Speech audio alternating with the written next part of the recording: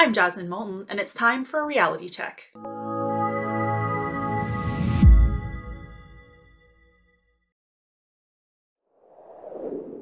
Reality Check is a new True North podcast that uses facts and logic to debunk the favorite arguments of the left.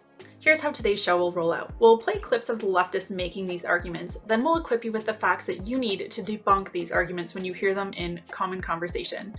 At the end, we'll give a quick recap. Today, we'll be discussing the housing affordability crisis in Canada. But before we get into the leftist clips on this issue, let's just do a brief overview of the housing affordability crisis in Canada, just so we're all on the same page. When I'm talking about housing affordability, I'm using the Canadian Mortgage and Housing Corporation, CMHC's definition, which is this.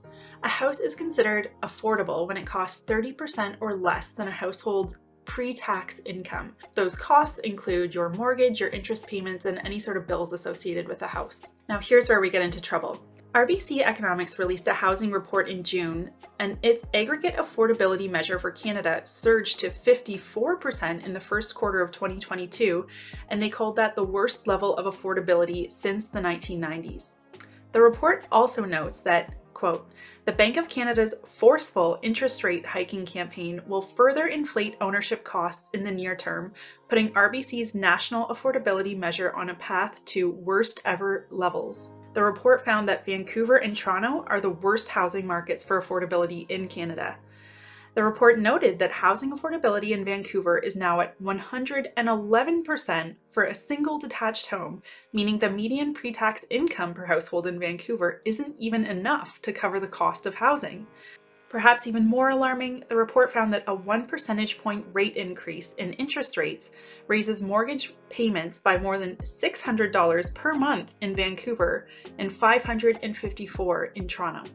The report went on to note, in March, the Bank of Canada initiated a hiking cycle that we expect will culminate in a 250 basis point increase in its policy rate by the fall. As of June, half of that is still to come. Overall, the RBC Economics report emphasized that Canadians are facing the worst housing affordability crisis in a generation. While everybody in Canada agrees that housing affordability is an issue, not everybody agrees on the solution. Take a listen. One of the initiatives we're working on, $4 billion towards municipalities in order to double the construction of new housing over the coming years. This is something that is going to help. Whether it's enough or directly going to be helping your son, we'll have to see, because there's not just one program that's going to help anyone. There's going to be a range of programs, from programs of renting to own that we've launched as well in this budget, from programs that are helping the first-time home buyers with increased incentives and reduction in their mortgage costs. Initiatives to build greater density, particularly around public transit, that are going to allow people to get into the housing market with their first starter condo, starter home. These are the kinds of things that get people's toes in the door.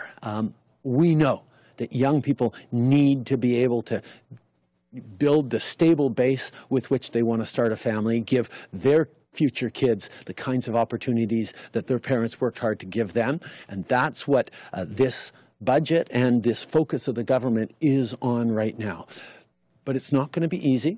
It's going to take a number of years, and anyone who's promising that they have a quick fix for it is not being straight with Canadians. It's going to take all of us working together to curb foreign speculation, to make sure the market is fairer, to create more housing units and offer, and to support families being able to save up to do that. And that's very much what we're focused on.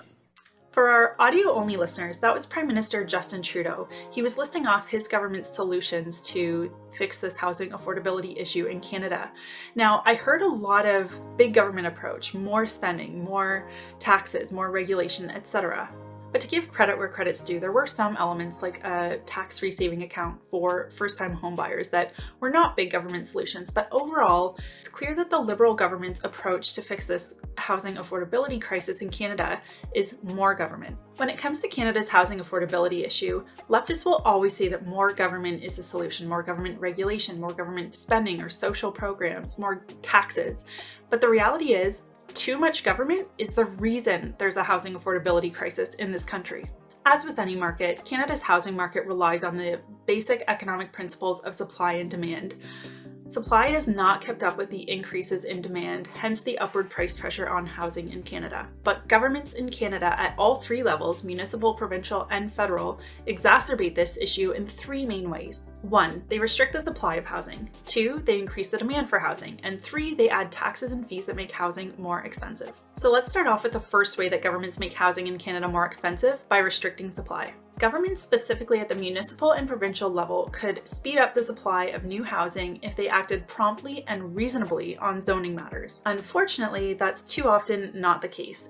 In my home province of Ontario, for example, there's upwards of a 7-year waiting list by the time developers purchase a plot of land to the time they can even get shovels in the ground. 7 or more years. Imagine purchasing a piece of land and having to pay the taxes on it and just hold that capital in the land for close to a decade. Of course, housing is going to be expensive when it's that capital intensive.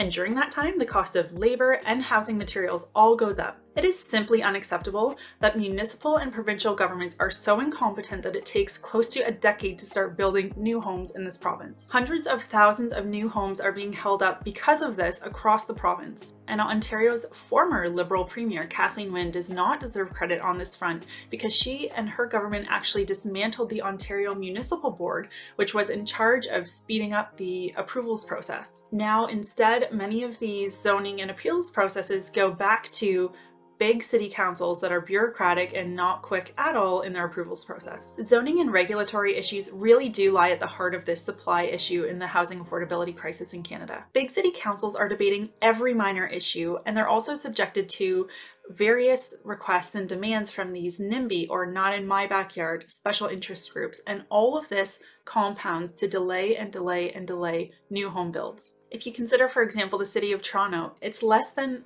half as dense as the city of New York.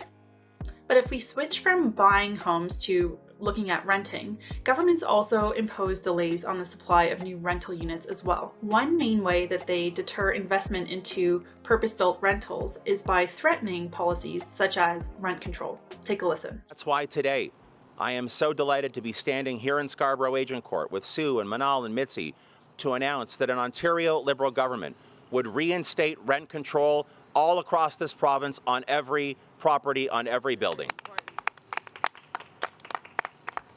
We know again that right here in Scarborough and elsewhere, that rents continue to go up because of the inaction, because Doug Ford has chosen to side with the speculators instead of with tenants and everyday hardworking families.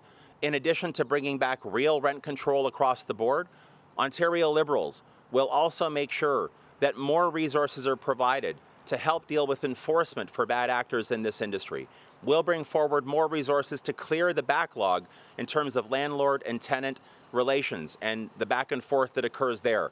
And we're going to help to provide a sensible and responsible legal framework for tenants and for owners who want to engage in a rent-to-own framework going forward. Now, for our audio-only listeners, that was Stephen Del Duca. He was the former Liberal leader in Ontario in provincial politics, and he's talking there about rent control.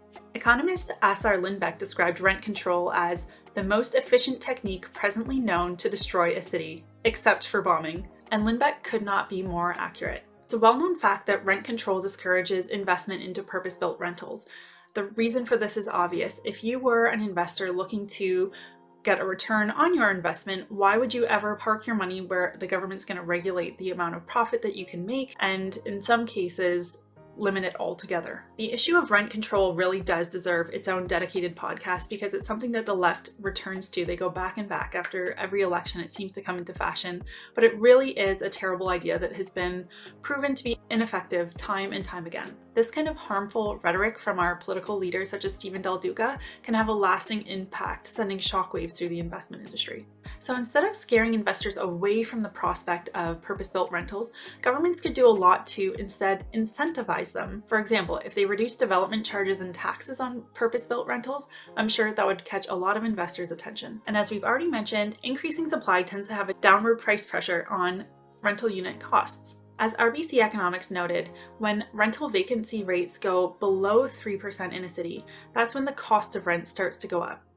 As a quick recap, governments in Canada restrict the supply of housing in 3 ways. 1, through a lengthy zoning process and regulatory delays. 2, through large city councils that are susceptible to NIMBY special interests. And 3, by threatening policy changes such as rent control that deter development. All right, let's move on to the next way that the government exacerbates the housing affordability crisis in Canada, and that is by increasing demand. Canada's population is rapidly growing. It's growing the fastest in the G7, and it's growing at twice the rate that the US population is growing.